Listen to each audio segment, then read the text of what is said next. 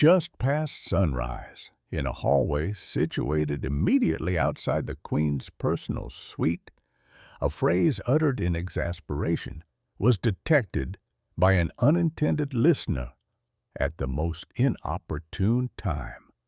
The devastating update Queen Camilla had merely moments ago accepted was designed to remain permanently within those confines.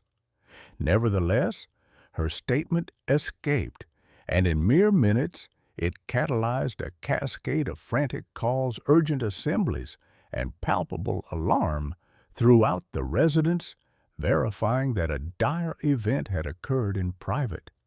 What precisely did the Queen Consort articulate during the instant the institution surrendered its command? This forfeiture of authority did not commence via a media disclosure or an official communiqué. It originated from a miscalculation regarding seclusion, the specific type the royal household had depended upon for decades. The supposition that particular zones stayed immune to repercussions ceased to be valid, and that epiphany dispersed more rapidly than any observer anticipated. The distressing bulletin arrived at the desks of high-ranking household members moments before daybreak, conveyed with the gravity kept for situations that resist mitigation. It constituted the sort of data that disrupted agendas, immediately demanding chambers be vacated and dialogues be postponed. Individuals who accepted the message comprehended that the approaching hours would not evolve according to the itinerary. Queen Camilla processed the intelligence in a secluded drawing room attached to the interior suite, a location selected specifically because it was deemed impenetrable. Merely a small group of attendants hovered nearby, stationed at what was assumed to be a respectful remove.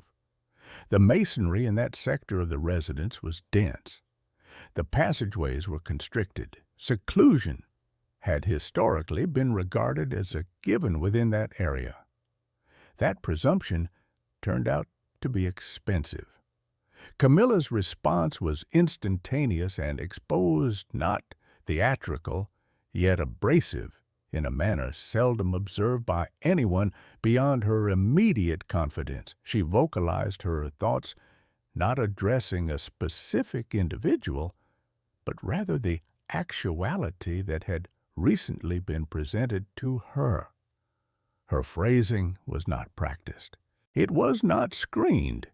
They mirrored bewilderment, irritation, and a creeping realization of the fallout. What she failed to perceive was that an entryway down the hall had remained slightly ajar. The individual who caught the comment possessed neither the seniority to intercede nor the junior status to disregard the auditory evidence as trivial. Within seconds, that declaration was reiterated in a murmur, then via a mobile conversation, then during a rushed dialogue between staffers who realized precisely why those syllables carried weight. The substance of what Camilla had voiced was disturbing. The framework in which it had been uttered was significantly more dire.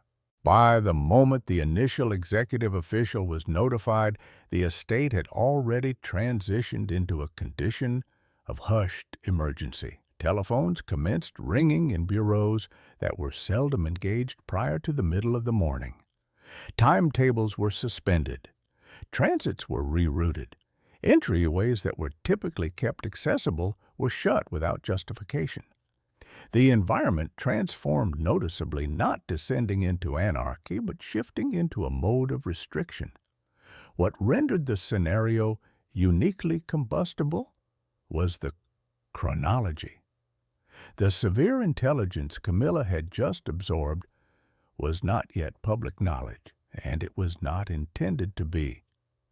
The organization had not reached a consensus on recognition, let alone a rejoinder. Her overheard sentiment, however, alluded to both the gravity and the internal cognizance of the event. If those sentiments drifted beyond the palace fortifications, they would not simply display sentiment. They would lay bare the order of operations inside the family. Sequence is paramount. Advisors rapidly understood that the dilemma was no longer the bulletin itself, but the inference that high-profile figures were already responding to it. That indicated prior awareness. Prior awareness summons investigation. Investigation summons interrogatives the residence was not equipped to resolve. A priority notification was directed to the Personal Bureau of King Charles, who was currently receiving updates on simultaneous occurrences elsewhere on the grounds. The correspondence he obtained was brief and pressing. A comment had been intercepted. Its substance was impossible to withdraw, so containment required immediate initiation. The primary inquiry was not who had audited the statement, but who else might audit it subsequently. Residence administrators comprehend that data seldom halts at its point of origin. It travels through webs both official and casual until it meets opposition or magnification. In this instance, opposition had materialized too tardily. Focus pivoted rapidly to Camilla's standing, as the matter was no longer whether she had erred in speech, but rather that her language, divorced from context, could be construed as validation of a fact the estate had not admitted. Motivation was irrelevant. Optics were everything. Camilla herself was updated within the hour that her sentiment had circulated. The instant possessed a distinct burden. She had steered through public examination for decades, yet this situation was distinct. This was not a misunderstood signal or a poorly scheduled arrival. This was the revelation of unrefined reaction at the exact second the establishment demanded rigor.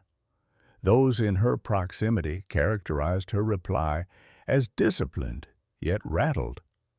She grasped instantaneously why the household was behaving in this manner.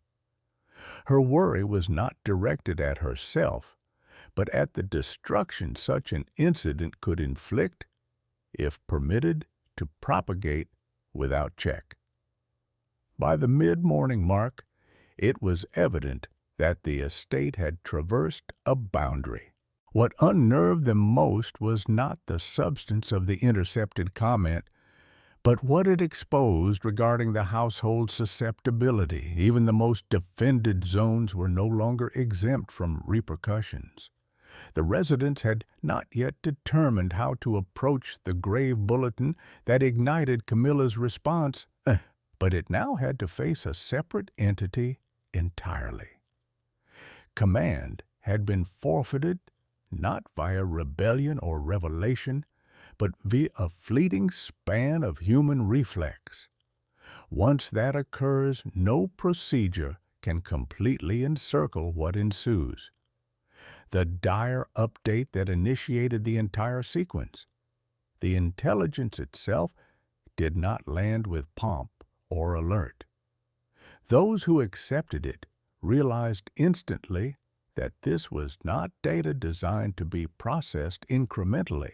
It demanded focus, caution, and an instantaneous reevaluation of what the household thought it could regulate. The calamity involved a progression that senior figures had dreaded in private yet prayed would stay remote. It was not theoretical. It was not presented as a contingency. It was verified, specific, and paired with evaluations that provided minimal space for alternate readings. What rendered the hour particularly volatile was that comprehension of the status inside the residence was unbalanced by design, and a calculated choice had been executed to restrict visibility until a unified tactic could be settled. Only a minute ring of people had been briefed, selected not by title alone, but by requirement. This was designed to avert exactly the sort of domino effect that now appeared unavoidable. King Charles was among the premier group to be updated as the details reached him, while he was currently handling unconnected duties that would shortly become immaterial. According to witnesses, he did not query whether the analysis was accurate. He speculated on how much duration the estate possessed before it was compelled to vocalize. That query exposed the central apprehension coursing through the lineage. The calamity itself was serious, but the household had survived serious bulletins previously. What agitated officials was the shrinking interval between internal cognizance and public certainty. Once that interval shut, narrative authority would evaporate. Queen Camilla accepted the update shortly thereafter under conditions that mirrored the household's presumption of seclusion. Her reflex was personal rather than tactical. Decades of practiced public stoicism yielded momentarily to bewilderment and irritation. She spoke forthrightly, not predicting that her phrasing would migrate. At that juncture, the calamity outweighed the code of conduct. The residents would subsequently bear the cost for that asymmetry. What had sparked such trepidation was not merely the nature of the news, but its ramifications. The progression prompted inquiries regarding Temming accountability and antecedent governance. Senior consultants, once notified, acknowledged instantly that the household was confronting a dual emergency. There was the calamity itself, which would necessitate recognition and reply.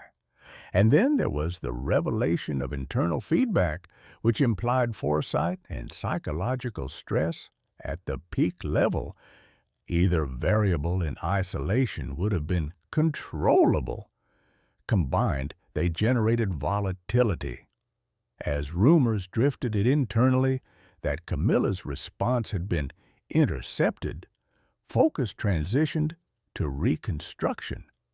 What precisely had been uttered, who had audited it, and how many variants now existed. Each unresolved query escalated the tension. The estate is habituated to governing facts. Governing interpretation is infinitely more arduous. Within 60 minutes, a loose hierarchy of necessity materialized. Some personnel concentrated on enclosing the intercepted phrase. Others pivoted to the grave intelligence itself. Recognizing that it could no longer stay ignored indefinitely, the two threads became indivisible. Any answer to one would unavoidably graze the other. Prince William was updated later that morning after preliminary containment maneuvers were in motion. His response, according to advisers, was tempered yet resolute.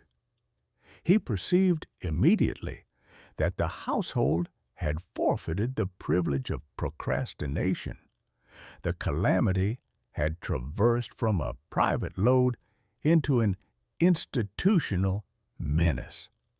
William's anxiety was not confined to the immediate debris. He concentrated on the historical record. If the residents seemed to be responding rather than directing, confidence would degrade further.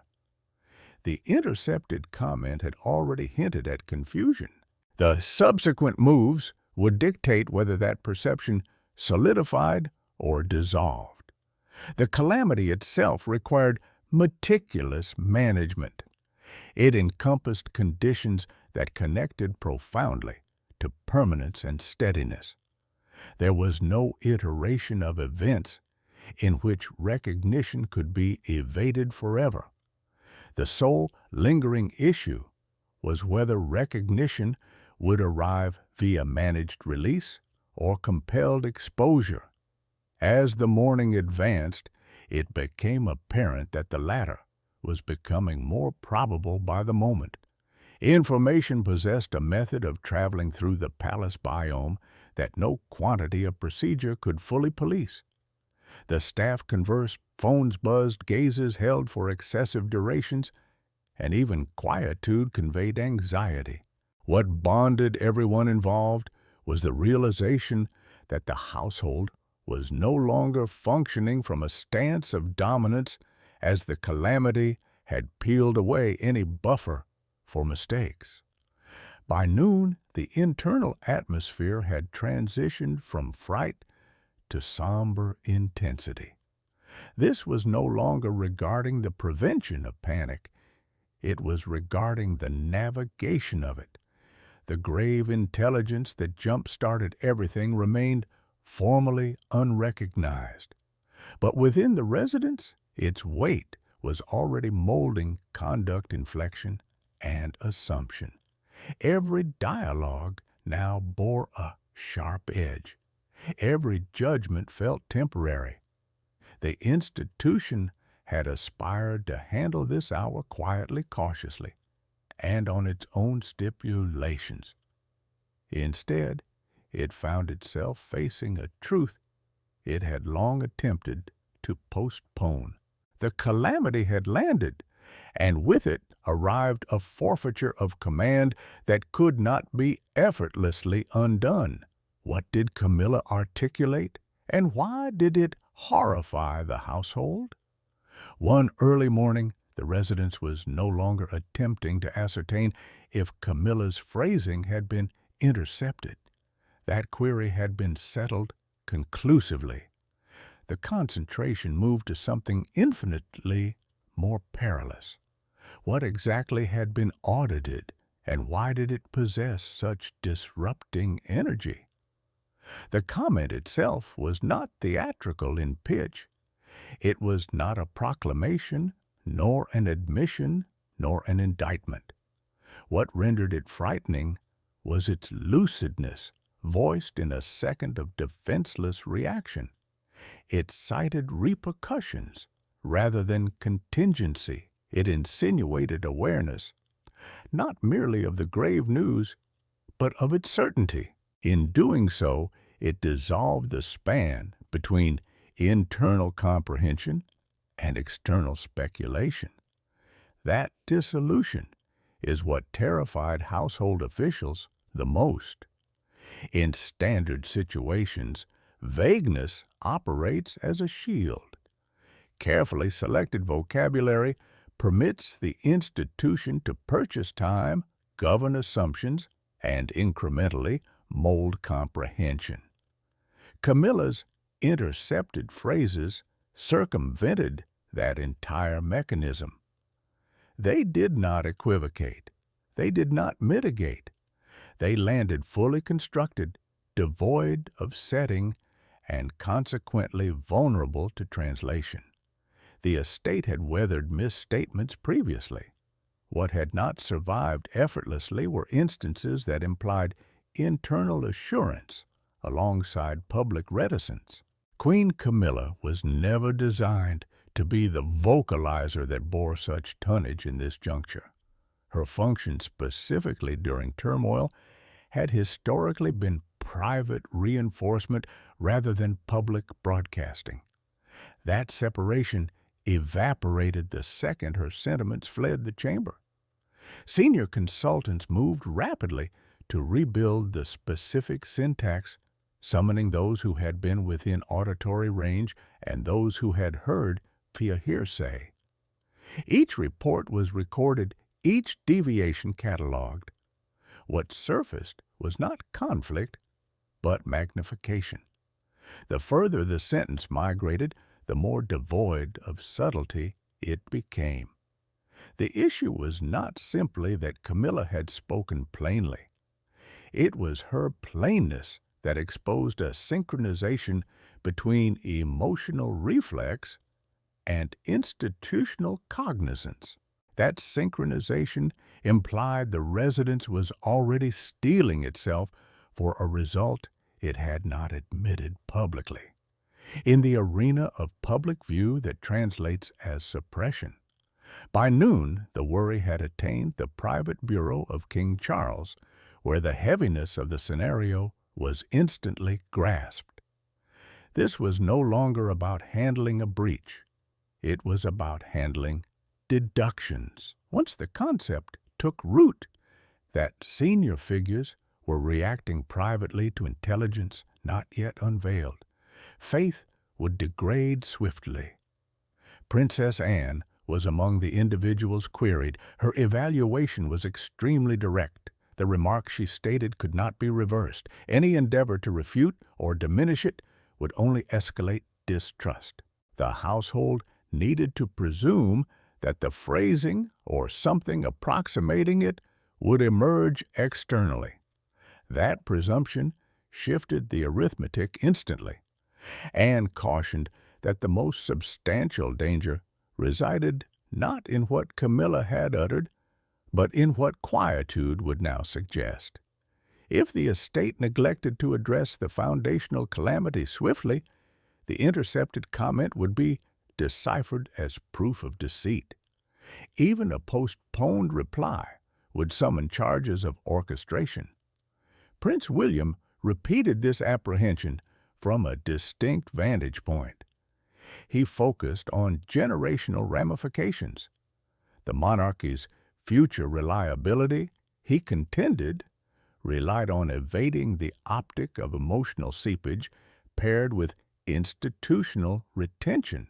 If the populace believed that veracity was being curated rather than distributed, assurance would endure chronic injury. What rendered the circumstances uniquely explosive was that Camilla's words did not merely admit to tragedy, they suggested inescapability. That inference constricted the spectrum of credible justifications the household could present later.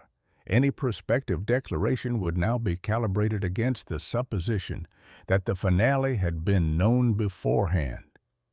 Endeavors were undertaken to decelerate the internal propagation of the comment, but they encountered very minimal triumph. Palace biomes are compact personnel, migrate between divisions, dialogues intersect. Even prudence can broadcast importance. The more officials tried to cordon off the matter, the more it became apparent that boundaries were already breached. Camilla herself was updated on the feedback to her statement.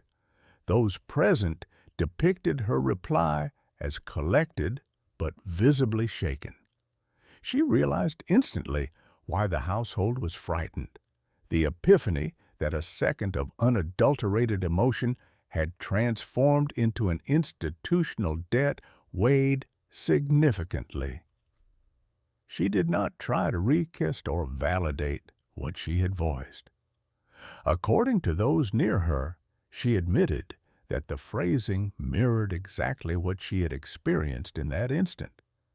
That integrity, while commendable in private, provided no cure in public.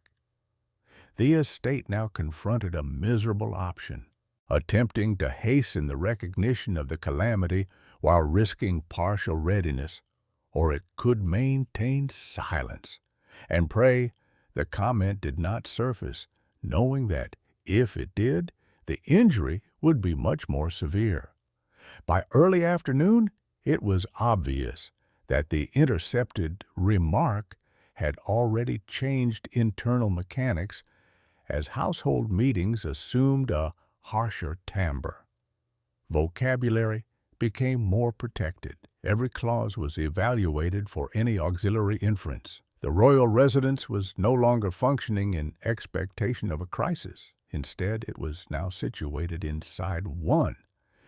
Panic behind closed doors. By the time the estate fully comprehended the breadth of what had been ignited, the climate inside its fortifications had moved from worry to something far more disrupting. This was not the overt panic of elevated volumes or hurried departures. It was the hushed, systemic panic that arises when an institution perceives it is reacting rather than steering. Numerous additional emergency assemblies were summoned in rapid sequence, some official, others ad hoc, all distinguished by a tier of necessity that skipped standard chains of command. Chambers that typically hosted ceremonial updates were reassigned for crisis evaluation. Personnel were directed to restrict movement not due to secrecy, but due to fear that every interface now bore risk. The core query was no longer if Camilla's intercepted words would surface externally. It was how much duration remained before they did, and what ruin might already be permanent. In crisis governance, ambiguity is frequently superior to exposure, and ambiguity now commanded every dialogue. King Charles was briefed incessantly as the status progressed. Those present observed that his rejoinders were calculated, but the velocity with which he demanded updates broadcasted anxiety. This was not simply about governing optics. It was about averting a crack in internal faith. One of the initial realizations to surface from these assemblies was deeply disturbing. The estate had depended on tiered discretion, assuming that private intervals could be sequestered and absorbed. But now, Camilla's intercepted comment proved that this supposition no longer held in a contemporary palace setting, formed by relentless proximity and casual communication. As advisors tried to map the internal diffusion of the phrase they met, resistance not in rebellion, but in certainty. Too many individuals had already heard some variation of it. Each retelling shifted emphasis but not intent. The inference of conclusiveness endured. This realization sparked a secondary surge of alarm. If internal containment had faltered so rapidly, external exposure felt looming. Communication squads, initially barred from early dialogues, were now summoned under rigid directive. Their function was not to sculpt a reply, but to prepare for various contingencies, all of them unwelcome. Some contended for immediate recognition of the grave news, even if specifics were partial. The rationale was direct. If the household spoke first, it could define context before interpretation solidified. Others cautioned that early disclosure would generate voids that conjecture would race to occupy. Once vocalized, words could not be polished. This schism exposed deeper fractures within the establishment. Princess Anne stepped in again during one such gathering, slicing through procedural argument with trademark frankness. She cautioned that panic itself had evolved into the most substantial menace. The estate, she stated, was in peril of responding to dread rather than ethos. Whatever judgment was rendered next would characterize not only this emergency, but the validity of future ones. Anne's evaluation redefined the dialogue. The topic was not velocity versus prudence, it was consistency. Any reply that seemed disjointed or responsive would validate the worst suppositions already swirling internally. Cohesion, even in silence, mattered more than speed. Yet, silence was becoming harder to justify by the hour. As the afternoon extended, reports emerged that external probes had commenced, understated at first, then more direct. Reporters were posing queries that suggested fractional awareness, not of Camilla's precise phrasing, but of irregular activity within the residence. Motion had been spotted, agendas changed. The institution's elevated vigilance had become observable. This visibility multiplied the panic. Even though the estate is skilled at managing identified threats, It struggles most when its own conduct becomes the beacon. Officials realized that they were now in a feedback loop. Fear generated activity. Activity generated attention. Attention amplified fear. In smaller rooms, distant from formal assemblies, private talks unfolded, revealing the emotional cost of the hour. Some advisors voiced irritation that a single defenseless sentence could compromise years of meticulous discipline. Others argued that such intervals were unavoidable when humans are requested to process tragedy and sequestration. What bonded these viewpoints was a swelling recognition that the household had miscalculated its own frailty. The conviction that privacy could be manufactured had collapsed. Camilla's station became a nexus of anxiety, not because of fault, but because of representation. Her phrasing spoken privately had gained institutional mass simply because of her identity. This provoked uncomfortable queries about how much emotional demonstration senior figures could afford to exhibit even behind locked portals. By early evening, a unified view began to coalesce, delicate but essential. The estate could not permit panic to command movement. Whatever rejoinder arrived next would need to be intentional, disciplined, and synchronized, even if that meant tolerating a span of acute ambiguity. The king supported this tactic, stressing the value of stability. He admitted the harm already inflicted, but warned against multiplying it through impulsive choices. The monarchy, he reminded those present, had outlasted previous intervals of exposure by withstanding the impulse to overcorrect. Still, the feeling of command had undeniably slid as household officials comprehended that the intercepted comment had altered the internal equilibrium of power moving forward.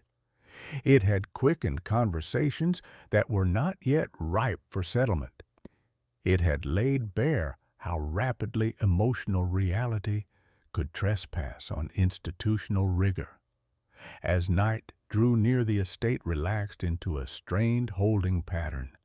Schemes were drawn and redrawn. Declarations were weighed and archived. Silence was upheld, but it was no longer cozy. It was dense with expectation. The panic behind locked portals did not materialize as a breakdown. It materialized as vigilance pulled taut. Every noise in the hallway felt magnified. Every mobile alert bore potential repercussions. The residents had not yet spoken publicly, but internally, the destruction was already being quantified. Command, once forfeited, is arduous to regain, and the household now realized that it was no longer merely managing an emergency. It was managing the debris of its own frailty. Camilla's position becomes the crisis. What agitated the residents most was not the grave news itself, but the manner in which focus began to pivot toward the queen consort Camilla herself. Almost overnight, her function transitioned from private spouse to focal point of institutional unease. The emergency had acquired a visage, and that visage belonged to someone who had never pursued the role of public translator of disaster. The transformation was nuanced at first. Queries were constructed carefully. Dialogues halted when her name entered the chamber. Advisors who had once yielded instinctively now calibrated their words with increased caution. In moments of volatility, institutions drift towards emblems, and Camilla had become one. Queen Camilla comprehended the change almost instantly. Those near her depicted a swelling realization that her attendance now bore tonnage. Every motion risked being deciphered as a reply. Inside the estate, senior officials argued how to safeguard both Camilla and the establishment without signaling surrender. The worry was not her discernment or allegiance, it was optics. In a moment defined by panic, optics outpace intent. Private reactions from senior royals mirrored this strain. King Charles was painfully aware that Camilla's susceptibility now crossed with the crown's dominion. His reflex was defensive, but defense bore its own hazards. Any visible attempt to buffer her could be misinterpreted as fortification rather than affection. Charles elected restraint. He restricted her visibility without justification, a choice that leveled concern with image. There would be no showings, no unplanned commitments, no chances for misinterpretation. This was not sequestration, it was insulation. Princess Anne addressed the scenario differently.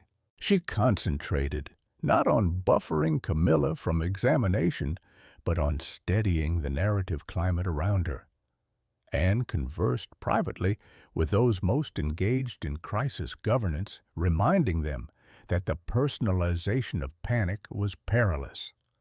The establishment, she contended, must not permit anxiety to coalesce around a person. Anne's interference mattered because it recast the issue.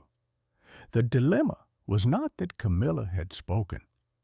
It was that the estate had been unequipped for the human toll of processing tragedy and silence.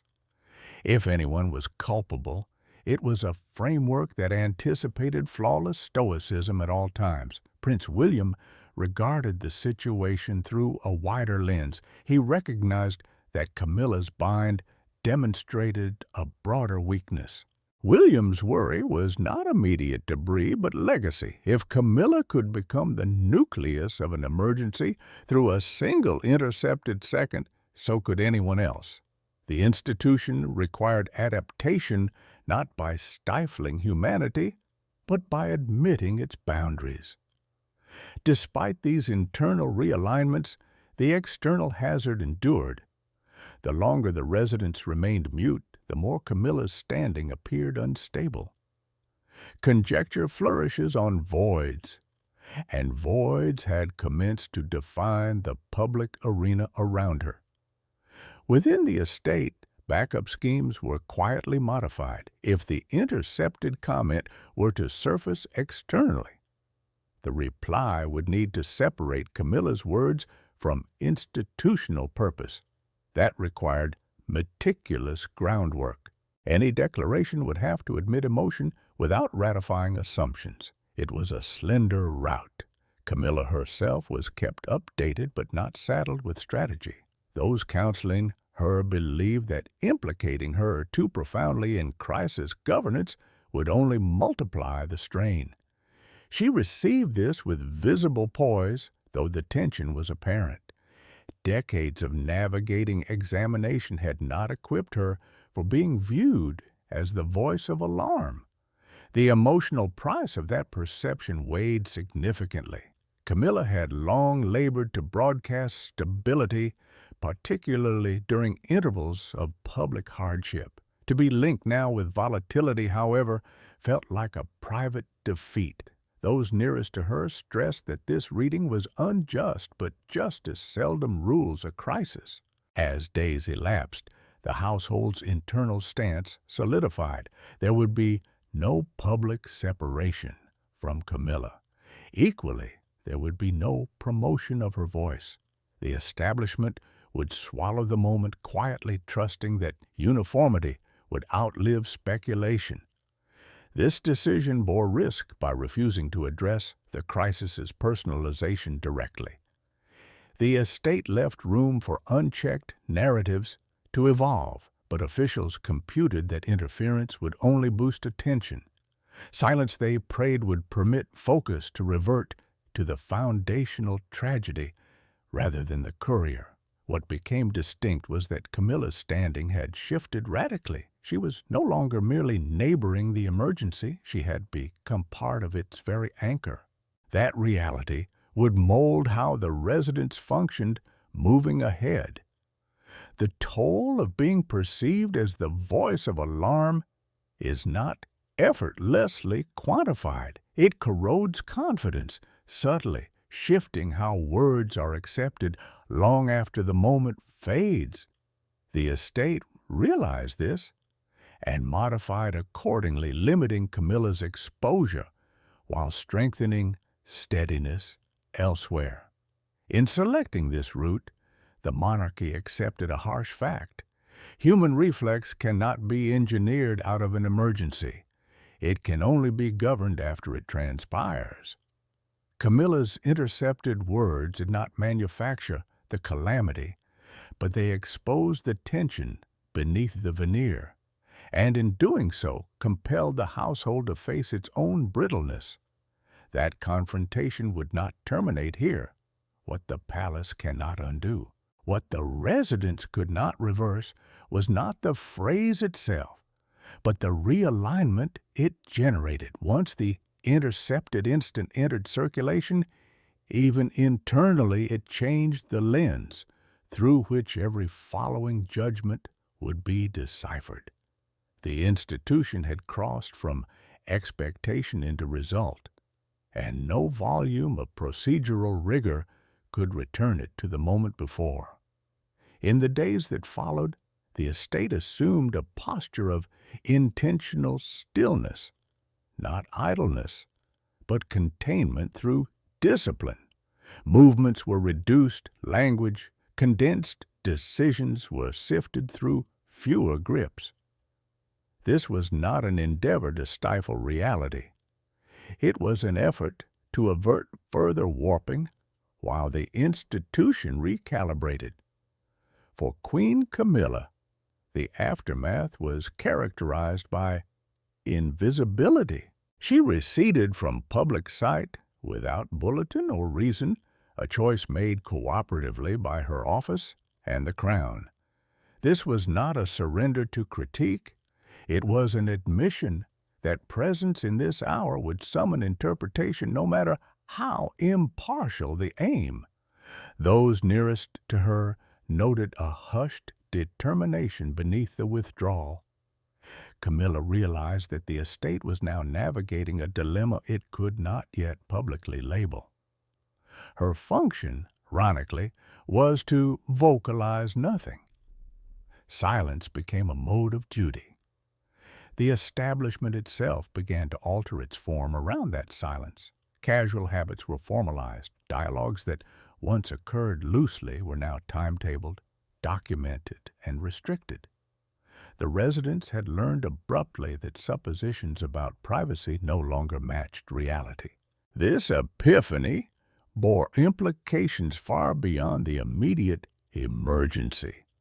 If a single intercepted second could trigger a statewide alarm, then the blueprint of discretion required reevaluation. Senior officials commenced reviewing physical zones, communication habits, and staffing protocols not as routine inspections, but as defenses against human exposure. Yet, the most substantial changes were not logistical. They were ideological. King Charles admitted privately that the monarchy could no longer depend solely on ancestral customs of restraint. The modern estate was not insulated by heritage alone. It existed within a dense web of proximity technology and human weakness. The archaic model assumed silence could be maintained. The new reality required that truth be predicted. This admission did not translate into immediate revelation of the grave news that ignited the crisis. The household continued to ponder carefully, aware that early recognition could generate further volatility, but the metrics for silence had moved. It was no longer sufficient to ask if the institution was prepared to speak. It now had to ask if continued silence would be deciphered as evasion. William began lobbying internally for clearer benchmarks, not for transparency at all times, but for defined intervals when recognition must take priority over command. This approach represented a deviation from older impulses, and it met opposition. Yet the rationale was difficult to debate. The estate had been ensnared, not by malice, but by humanity. Princess Anne bolstered this logic with trademark frankness. She contended that institutions fail not when they experience emotion, but when they feign emotion does not exist. The residents, she stated, needed to construct systems that accounted for human response rather than penalizing it after exposure. This viewpoint began to quietly impact planning.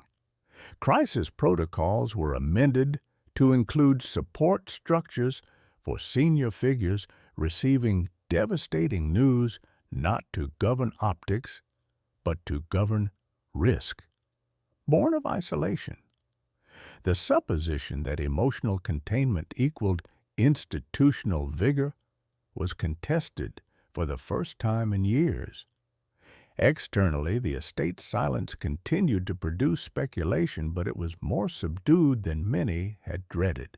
The lack of reactive declarations denied the gossip velocity. Observers sensed gravity rather than anarchy. This result strengthened the conviction that restraint, when deliberate, still carried dominion. Internally, however, the cost of the hour remained. Faith had been trialed, not shattered, but stretched. Some advisors queried if the institution had demanded too much of its senior figures. Others wondered if future emergencies could be navigated without similar exposure. These queries did not yield immediate solutions, but they hovered. What could not be erased was the insight gained. The residents now realized that its greatest weakness was not external examination, but internal expectation. The expectation that tragedy could be absorbed privately, indefinitely, without consequence. That belief had been quietly dismantled. Camilla's intercepted words became a touchstone in internal dialogues, though rarely named. They symbolized a border crossed not by design, but by reality. From that point forward, the estate approached silence differently. It was no longer to assume it to be secure by default. As weeks advanced, the institution resumed its outward tempo, but with nuanced adjustments. Engagements were plotted with a wider margin. Private spaces were reassessed, support frameworks were fortified. These changes were not visible to the populace, but they mattered. The calamity that ignited the crisis would eventually require recognition on its own terms. That reckoning remained ahead, but the estate had already been altered by the moment that preceded it. What the residents could not undo was the exposure of its own brittleness. And in that exposure lay an unforeseen strength, the chance to adjust. The monarchy did not crumble under the tonnage of a single intercepted sentence. It absorbed, it learned from it, and shifted trajectory, not theatrically, not publicly, but decisively. And once that breed of change commences, there is no returning to the solace of old suppositions. The estate will advance, but it will do so knowing that command is no longer guaranteed by silence alone.